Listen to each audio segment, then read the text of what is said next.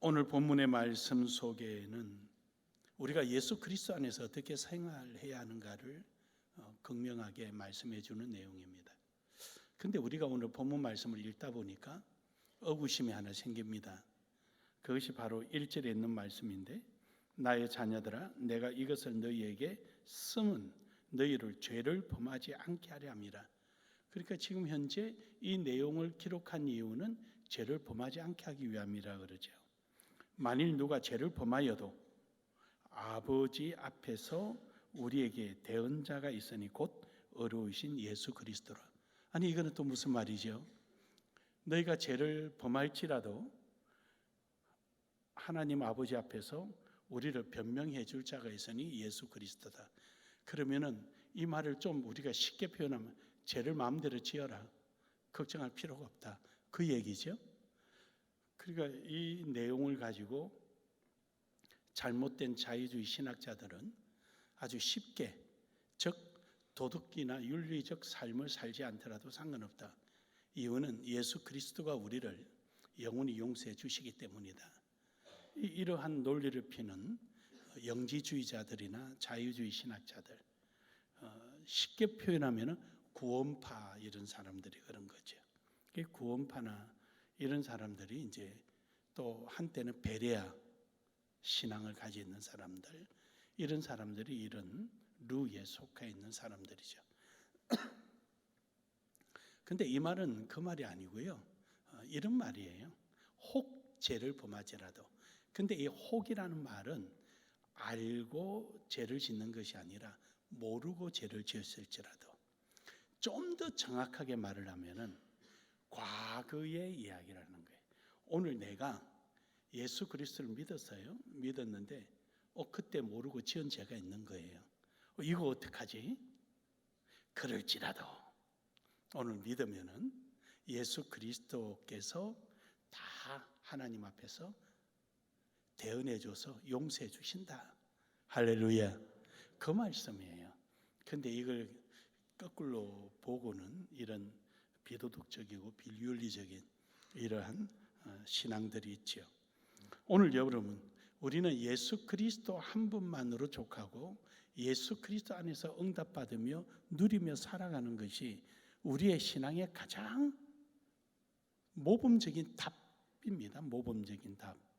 예수 그리스도만으로 만족하고 예수 그리스도 안에서 은혜를 누리며 예수 그리스도 안에서 기도의 응답을 받으며 예수 그리스도로 말미암아 행복하게 살아가는 것이 아주 예수 그리스도 안의 신앙의, 우리 기독교인의 신앙의 모범적인 답안입니다.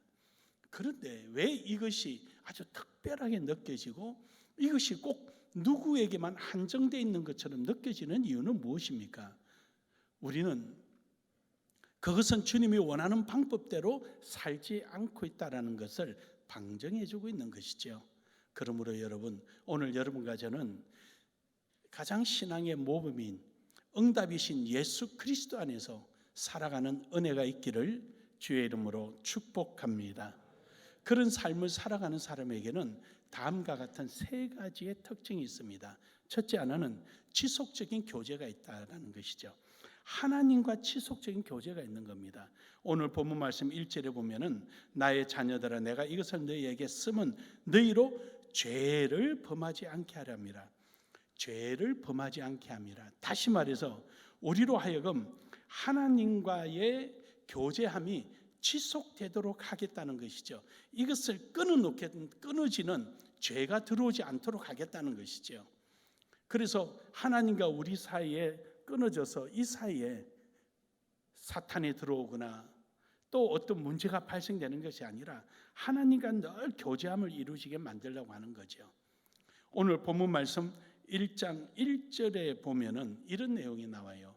태초부터 있는 생명의 말씀에 관하여는, 여기서 생명의 말씀에 관하여는 이제 저렇게 표현되니까 여러분들이 이제 쉽게 이해를 못하지만 헬라어는 조금 우리하고 문법이 좀 특이한 데가 있어요. 저걸 직역하면 이래요. 그 생명의 그 말씀에 관하여, 이런 말이에요. 그래서 이제 그라는 정관사가 두 개가 연달아 붙어가지고요. 그 생명의 그 말씀에, 이 말은 생명은 곧 말씀이요 말씀은 곧 생명이라는 뜻입니다. 그래서 이러한 것들을 하나님께서 우리에게 말씀을 통하여 그 생명이 지속되도록 했고, 생명을 가진 사람은 말씀 안에서 늘 말씀을 지키며 살아가도록 했다는 것이죠. 그러므로 여러분, 우리가 하나님과의 관계, 즉 하나님과의 지속적인 관계가 이어지는 것은 말씀을 지키고 있다는 뜻이고, 그 말은 예수 그리스도의 생명을 계속 유지하고 있다는 뜻입니다. 그러므로 여러분, 오늘 여러분과 저는 예수 그리스도 안에 있기를 주의 이름으로 축복합니다. 여기서 여러분이 오해하지 말아야 할 것은 그런 말씀을 지키지 않으면 생명이 없는 거냐, 그 말이 아니라 생명으로 주어지는 하나님의 은혜를 말하는 것입니다. 생명으로 말미암아 하나님께 주시는 응답을 말하는 것입니다. 우리가 하나님께 천국 가는 걸 이야기하는 것이 아니라 내가 살아있다라는 것을 느끼고 있는 삶을 이야기하는 것입니다. 그러므로 여러분, 오늘 여기 있는 말씀처럼 우리는 하나님과 지속된 삶을 살아가는 겁니다. 뿐만 아니라 2장 2절에 보면 또 이럽니다. 1장 2절에 보면은요, 이 생명이 나타내신 바 된지라, 이 영원한 생명을, 영원이라는 것과 생명이라는 것은 같은 말입니다. 근데 같은 말을 왜 저렇게 표현을 했을까? 그는 계속 중단되지 않고 이어져 있다라는 것이죠. 오늘 여러분과 제 신앙의 삶 속에 하나님의 말씀대로 살고 하나님 말씀대로 우리가 나아갈 때 내가 살아있다는 사실, 생명 안에 있다는 사실, 영혼 속에 있다는 사실을 말씀을 통하여 우리는 표현하고 살아가는 것입니다. 에베소서 3장 9절에서 10절에 보면은요, 영원부터 만물에 창조하신 하나님 속에 감춰졌던 비밀의 경륜이 어떠한 것을 드러내게 하려 하심이라, 뭔가를 드러내기로 하는 것이죠. 비밀의 경륜이 있는 거죠. 하나님의 그 섭리 속에 뭔가 계획하신 게 있는데, 이제 교회로 말미암아, 그 숨겨졌던 것을 교회로 말미암아 하늘에 있는 통치자들과 권세들에게 하나님의 각종 지혜를 알게 하려 하심이라. 그게 뭡니까? 요한일서 1장 2절에 보니까 바로 그 영원한 그 생명이다라는 것이죠. 그 영원한 그 생명. 다시 말하면은 하나님과 우리 사이가 단절되어 있었는데 예수 그리스도의 십자가로 말미암아 그 단절되었던 하나님과 우리 사이를 화목하게 하셔서 그 하나님의 주시는 은혜를 지속적으로 유지하게 하셨는데, 앞서 에베소서 3장 10절에 있는 말씀처럼 그것을 여러분과 저로 하여금 하늘에 있는 통치자, 즉 마귀와 이런 하나님의 방해 세력들과 그리고 이 세상의 모든 자들에게 하나님의 지혜를, 어떤 지혜냐? 각종 지혜란 것이 어디서 나오느냐? 말씀에서 나오는 줄 믿으시길 바랍니다.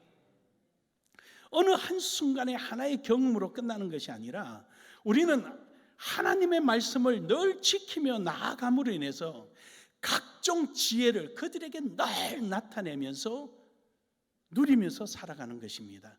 사랑하는 여러분, 오늘도 하나님의 말씀 안에 있기를 주의 이름으로 축복합니다. 로마서 16장 25절에서 26절에서도 보면은 나의 복음과 예수 그리스도의 전파함은 영세 전부터 감췄는데 이제 그 말씀이 나타난 바 되었다. 누굴 통해서? 여러분과 저를 통해서 말입니다. 하나님의 말씀을 지킴으로 말미암아 이제 여러분과 저를 통해서 이게 나타나는 거예요. 하는 말씀이 나타나는 거예요. 예수 그리스도께서 요한복음 1장 14절에 말씀이 육신에 우리 가운데 오셨는데 이제 여러분과 저 역시 말씀이 육신의 삶이 살아가는 거예요. 여러분이 그 말씀을 지킴으로 말미암아 여러분을 통하여 하나님 말씀이 증거되고 그 증거된다는 사실은 응답받고 있다는 뜻이죠. 여러분에게 이러한 축복의 역사가 있기를 주의 여러분 축복합니다. 골로새서 1장 26절에서도 보면은 이 비밀은 만세와 만대로부터 감춰졌던 것인데, 그러니까 벌써 하나님께서 여러분과 저를 위해서 예비해 놓으신 거죠. 그걸 이제 여러분과 저는 꺼내 쓰시는 거예요. 쓰지 못하면 소용없어요. 갖다 쓰는 사람이 임자예요. 할렐루야. 여러분, 하나님의 말씀은 예산이 없어요. 짜여진 계획이 없어요. 그냥 말씀대로 믿고 쓰는 사람이 여러분 거예요. 믿으십니까? 말씀요, 여러분 한참 금관에 두고 다음에 써야지 해서 천국 갈 때 갖다 써봐야 아무 소용없어요. 지금 부지런히 갖다 쓰시기 주의 이름으로 축복합니다. 그러므로 십자가의 능력으로 하나님을 스스로 증거하시기도 하지만 영원한 생명을 우리에게 주셔서 우리와 함께 교제함으로 말미암아 이제 여러분과 저를 통하여 나타내기도 하시는 것입니다. 이것을 예수님과의 지속적인 교제를 통하여 가능한 거죠. 우리 교회 설교 말씀처럼 너희는 세상의 소금이요 너희는 세상의 빛이요, 이란 응답을 표현하며 살아가는 여러분 되기를 주의 이름으로 축복합니다. 두 번째로는 경건의 훈련을 한다라는 것이죠. 경건의 훈련은 거부하지 않고 경건의 훈련에 열심을 갖는다는 것입니다. 우리는 기독교적인 용어, 성경적 용어를 경건, 은혜, 인내, 믿음 뭐 이렇게 표현을 하면은 무슨 말인가 다 알아요. 다 이해를 해요. 근데 문제는 정확성이 없다 보니까 자기의 처지와 형편에 따라서 그러한 하나님의 낱말을 자기 편한 대로 해석을 하는 거예요. 그래서 이 성경적 내용을 정확하게 알아서 우리는 그걸 정확하게 사용할 줄 알고 정확한 신앙적 사고를 가지고 올바른 개념으로 행동에 옮겨야 되는 거죠. 이번에 코로나 있을 때도 그랬어요. 코로나 때. 코로나 있을 때도 아무 데나 가면 예배한다고, 아무 데나 가면 된다 그랬잖아요. 수원에다가 우리가 그 김부겸 그 당시 국무총리였죠. 문재인 대통령을 우리가 고발을 했잖아요.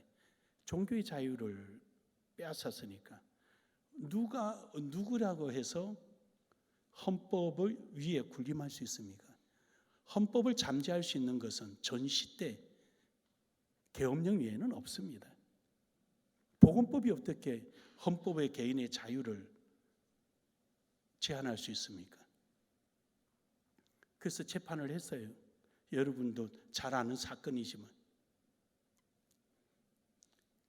거기서 우리 쪽 변호사가 이성희 변호사라고 서울인데 광주 사람인데 안수 집사예요. 그래서 우리는 이렇게 계획을 짜고 들어갔죠. 판사가 묻기를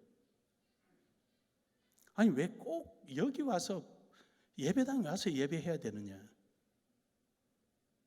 그 우리 이성희 집사가 아주 재밌게 재치 있게 대답하세요. 판사님, 무당도 산에 가야 신을 받습니다.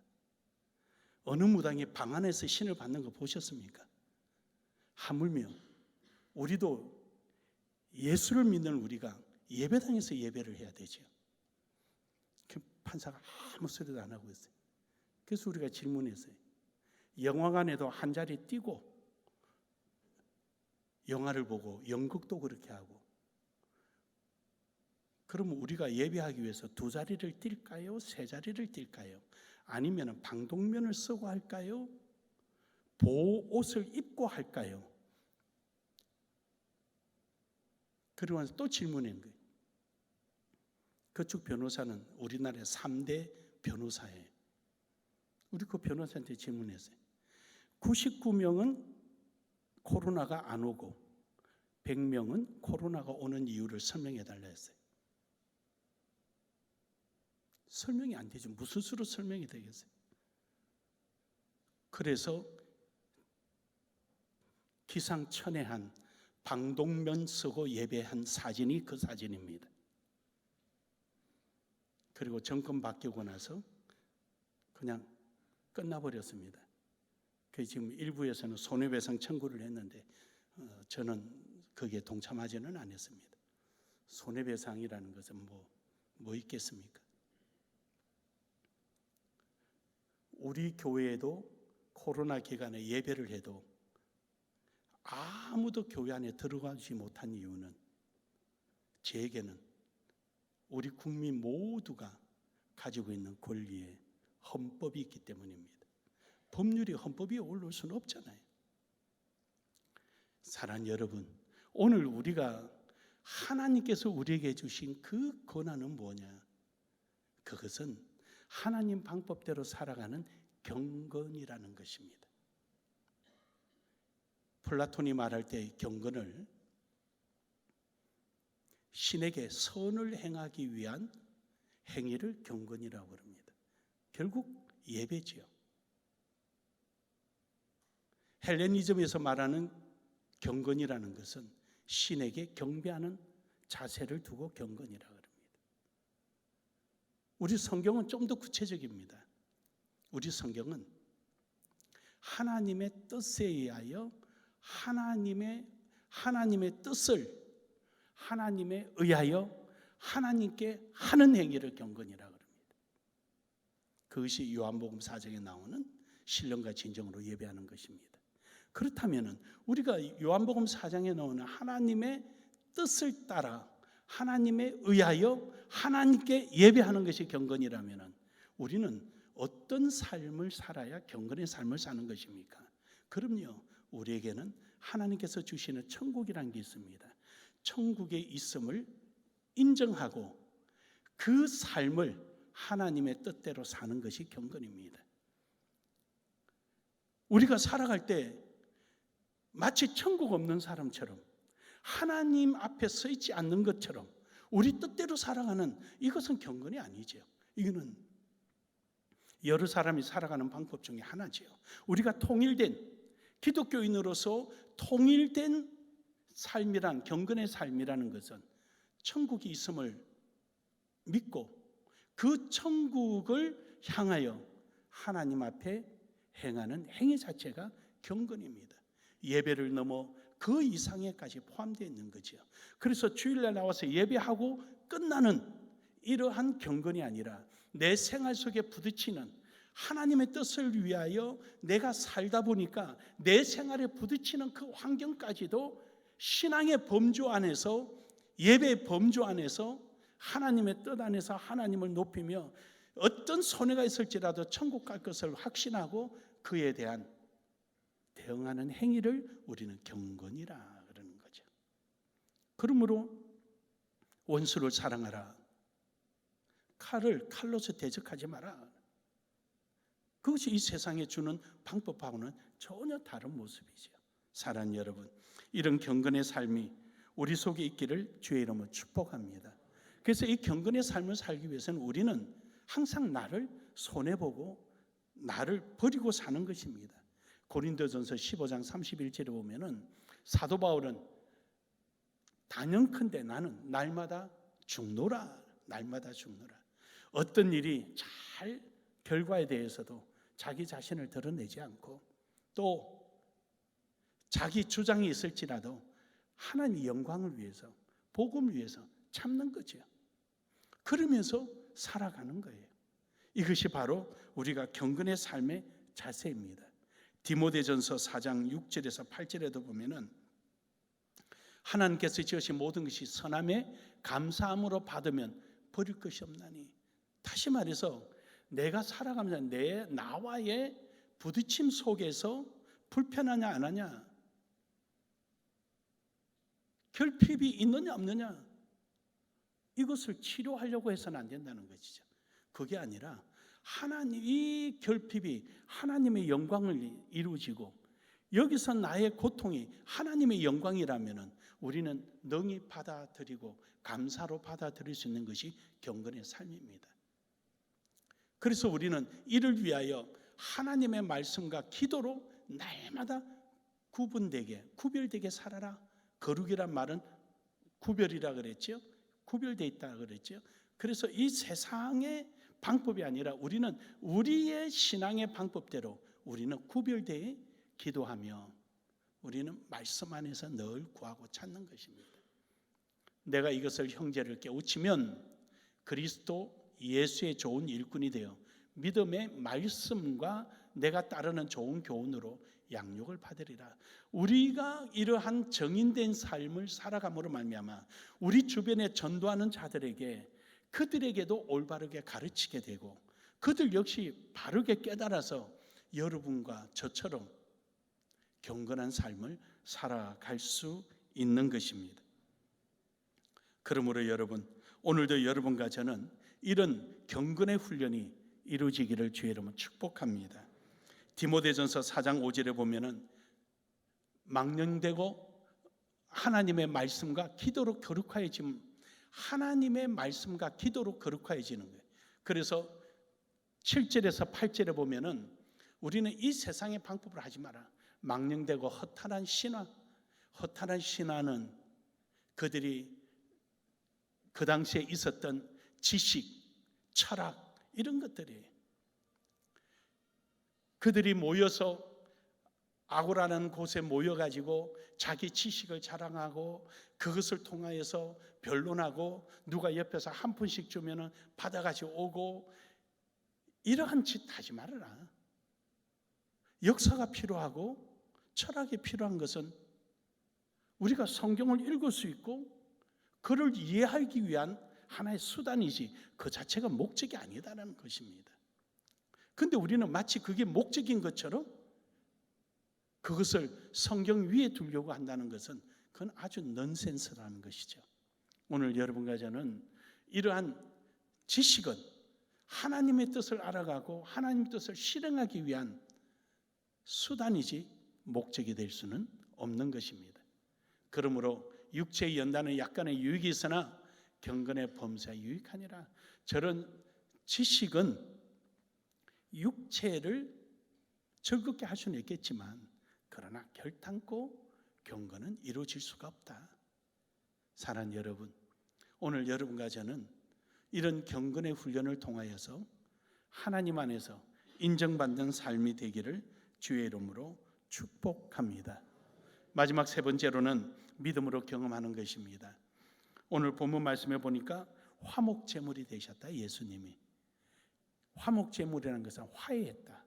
하나님과 우리 사이가 원수가 되었거든요. 아담과 하와의 범죄로 말미암아 이제 원수가 됐는데 예수 그리스도의 십자가로 말미암아 하나님과 우리 사이 화해가 되어서 이제 하나님 안에서 우리가 누리게 된 것입니다. 로마서 5장 10절에서 11절에 보면 곧 우리가 원수 되었을 때 그의 아들의 죽으심으로 말미암아 하나님과 화목하게 되었은즉 화목하게 된 자로서는 더욱 그의 살아나심으로 말미암아 구원을 받을 것이니라. 그뿐 아니라 이제 우리로 화목하게 하신 우리 주 예수 그리스도로 말미암아 하나님 안에서 또한 즐거워하느니라. 즐거워한단 말이 경험하느니라. 하나님 안에서 하나님이 기뻐하는 일을 나도 함께 경험하는 거예요. 하나님 안에서 누리는 이 세상이 줄 수 없는 그 기쁨 경험하는 거예요. 하나님의 기쁨과 즐거움을 경험하기를 주의 이름으로 축복합니다. 축복합니다. 언제 제가 한번 유럽에 가서 며칠 식당을 이용을 했는데 그 요리사가 음식을 참 잘 만들어 와요. 그래서 애프타이저도 그렇고 메인 메뉴도 그렇고 디저트도 그렇고 이제 마지막 날 불렀어요. 좀 나오라고 해라. 당신 음식 솜씨가 너무 좋다. 내가 며칠간 있으면서 당신 덕분에 아주 유쾌하게 있다 간다. 그리고는 50불인가 20불인가 얼마 지금 기억 안 나는데 팁을 줬어요.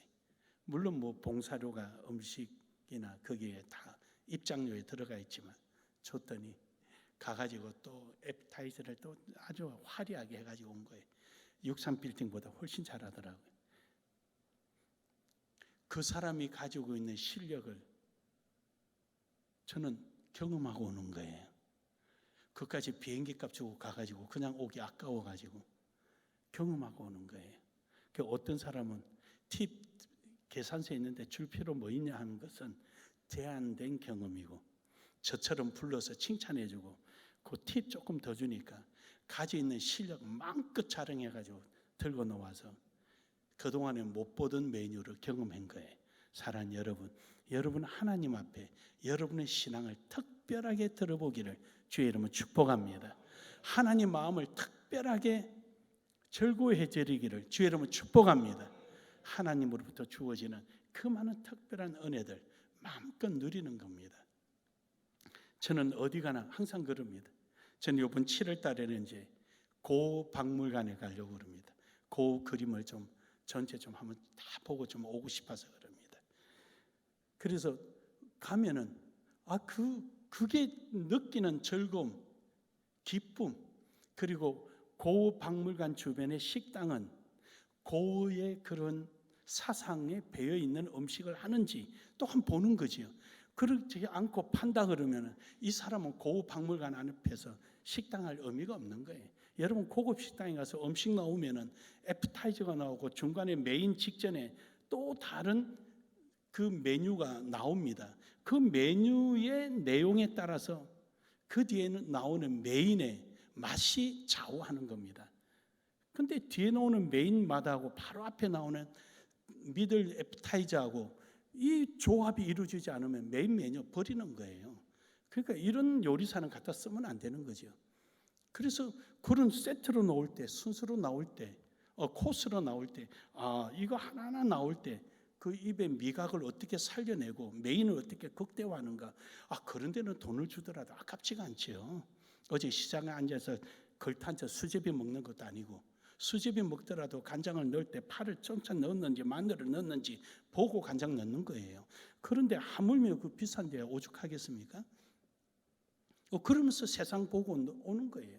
하나님 주시는 게 뭔지, 느끼는 게 뭔지, 누리는 것이 뭔지, 하나님께서 우리에게 주시는 그 순간순간 뭐가 됐든 국수 하나라도 누리기를 주의 이름으로 축복합니다. 축복합니다. 그것이 우리가 하나님 주신 주 안에서 늘 감사하며 즐거워하며 살아가는 것입니다. 그러므로 여러분 시편 5편 2절에서 3절에 보면은요, 나의 왕 나의 하나님이여 내가 부르시는 소리를 들으소서. 내가 주께 기도하나이다. 여호와의 아침에 주께 나의 소리를 들으시리니 아침에 내가 주께 기도하고 바라나이다. 그렇습니다. 여러분 하나님 앞에 기도하고 응답받은 그 응답으로 하루를 시작하는 거예요. 얼마나 활기 넘치고 자신이 있습니까? 신나는 거죠. 오늘 하루의 시작이 불투명한 하루는 불안하고 또 톱니바퀴처럼 마치 사이클처럼 올라갔다 내려갔다 그냥 사는 거 아니에요? 오늘의 하루가 어제보다는 낫고 오늘보다 내일이 나아야 되는 거 아니에요? 그게 사람이 살아있다는 증거잖아요. 뭐 사람이 뭘 하든지 아무리 똑같은 일을 하더라도 그 일에 대하는 자세가 달라지잖아요. 그래서 하루에게 가지는 나의 준비된 자세는 밥과 같은 거예요. 그래서 오늘 먹는 늘 밥이지만 거기 있는 반찬에 의해서 밥맛이 달라지는 거 아니에요. 여러분 맨날 그놈의 밥인데 왜 게딱지만 오면은 밥도둑놈이라고 말을 붙이는 거예요. 그러니까 우리는 그 반찬에 따라서 달라진다. 그런 것처럼 오늘 하루에 하나님 앞에 내가 어떤 기도를 하고 어떤 응답을 받았느냐, 오늘 하루가 달라지는 겁니다. 보지 못할 것을 보게 되고요, 느끼지 못할 것을 느끼게 되고요, 그 순간을 놓치지 않는 인생이 되니까 오늘은 오늘로서 멋진 절대적 시간이 되는 것입니다. 사랑하는 여러분, 오늘도 여러분이 이러한 삶이 되기를 주의 이름으로 축복합니다. 시편 88편 1절에서 2절에 보면은요, 여호와의 내 구원은 하나님이여 내가 주야로 주 앞에 부르짖사오니 나의 기도가 주 앞에 이르게 하시며 여러분의 기도가 이르게 되기를 주의 이름으로 축복합니다. 이른다는 것은 어떤 쌓인다라는 양적인 의미보다는 시간적 의미가 있습니다. 즉 하나님 앞에 내가 하나님 밥 주십시오 하고 잊어버리고 사는 것이 아니라 하나님 앞에 밥을 달라고 한 것에 대해서 밥을 주실 줄 믿고 밥 주는 장소에 내가 가서 밥을 기다리는 것을 말하는 겁니다. 양적인 의미가 아니라 바로 시간적 의미예요. 여러분이 기도하고 훌떡 넘겨버리면 안 되는 거지요.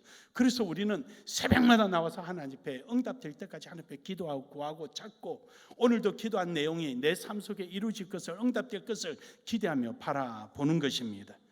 요한복음 20장 24절에서 25절에 보면은 오늘 도마가 예수님은 그 십자가에 달려서서 죽으셨던 못자국을 만져보고 손가락을 넣어보기 전에는 믿지 않겠다 그랬습니다. 근데요, 오늘 요한일서 1장 2절에서 3절 4절까지 보면은요, 그를 만져본 자라, 만져봤다 그랬어요. 그를 보았다 그랬어요. 그의 말씀을 들었다 그랬어요. 뭐로 들었을까요? 뭐로 만져봤을까요? 세례 요한이요? 아니요. 바로 하나님 말씀 속에 기록된 내용으로 그것을 입증하고 있는 것입니다. 그래서 하나님께서 그러죠. 보지 않고 믿는 자가 복이 있느니라. 오늘 여러분과 저는 예수 그리스도를 보지 않고 손가락으로 옆구리에 넣어보지 않았지만 우리는 하나님의 말씀을 통하여 우리는 그것을 믿고 있는 것입니다. 그러므로 오늘도 여러분 하나님 말씀을 통하여 여러분의 삶 속에 믿음의 경험의 역사가 있기를 주의 이름으로 축복합니다. 고린도전서 1장 18절에 보면은요, 예수 그리스도를 믿는 것이 바로 믿음이요, 그것이 우리의 능력이 되는 것입니다. 그러므로 여러분 오늘 우리가 고난 주간입니다. 하지만 우리가 늘 맞이하는, 해마다 맞이하는 고난 주간이지만 우리는 이 십자가가 하나님과 우리 사이를 화목케 하시고 하나님과 우리 사이 안에서 하나님의 즐거움을 우리가 누리게 체험되게 하시고 오늘도 우리의 기도에 응답해 주시기를 주저하지 아니하시는 하나님의 풍성함의 축복을 누리고 있는 여러분인 줄 알고 여러분의 삶 속에 응답이 있기를 주의 이름으로 축복합니다. 결론적으로 로마서 5장 1절에서 2절에 보면은 그러므로 우리가 믿음으로 어렵다 하심을 받았으니 우리 주 예수 그리스도로 말미암아 하나님과 화평을 누리자. 또한 그로 말미암아 우리가 믿음으로 서 있는 이 은혜에 들어감을 얻었으며 믿음으로 서 있는 이 은혜에 들어감을 얻었으며 하나님의 영광을 바라고 즐거워하느니라. 다시 말해서 여러분 우리의 삶이 예수 그리스도로 말미암아 하나님과 우리 사이에 화평을 누린 그 안으로 들어가기를 주의 이름으로 축복합니다. 화평의 장소는 여러분의 것입니다. 구경하는 자리가 아닙니다. 남의 이야기가 아닙니다. 성경에 나오는 다니엘이나 호세아나 바울이나 누가나 도마의 이야기가 아니고 여러분의 이야기입니다. 여러분에게 약속된 이 말씀 안에서 응답의 예수 그리스도와 함께하기를 주의 이름으로 축복합니다. 우리 서로 한번 인사합시다. 응답의 삶을 삽시다. 응답의 삶을 삽시다.